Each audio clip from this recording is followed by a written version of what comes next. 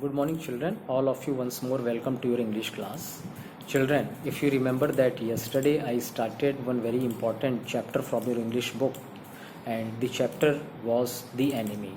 And yesterday I could complete half of the explanation of the chapter, and lot of things we studied in this chapter.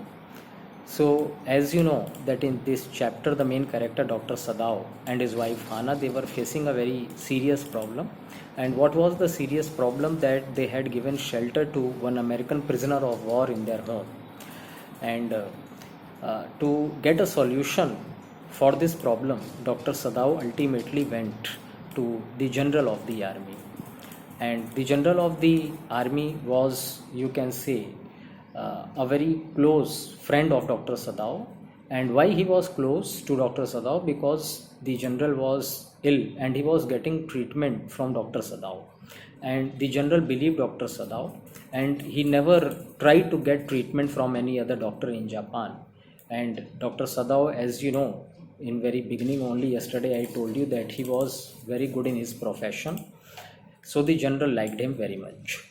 So Dr. Sadao ultimately he went to the general and he narrated the whole thing.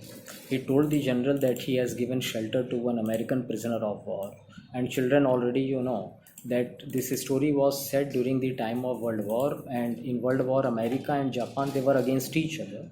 So Japanese people, they treated American people as their enemy, and giving shelter to one American man in home or in house was a very serious offense. So Dr. Sadao he went to the general, and general, since he was very close to Dr. Sadao and totally dependent for his treatment on Dr. Sadao, so he promised that he will bring Dr. Sadao out of this problem, and he assured that in night he will send some of his goons, and those goons will remove this man from the house of Dr. Sadao.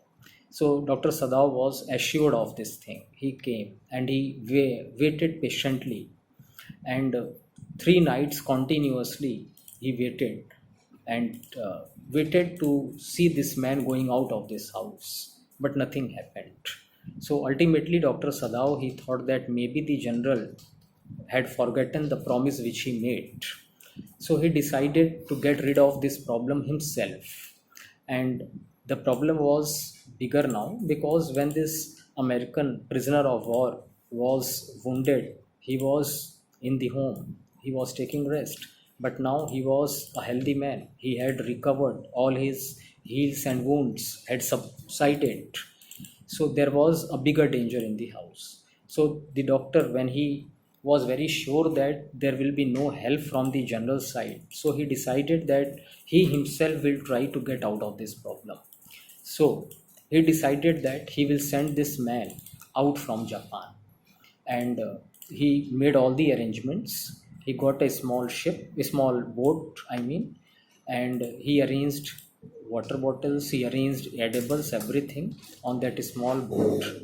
And yeah, during the night, he told the American prisoner of war that he has to use the boat to go out of this country.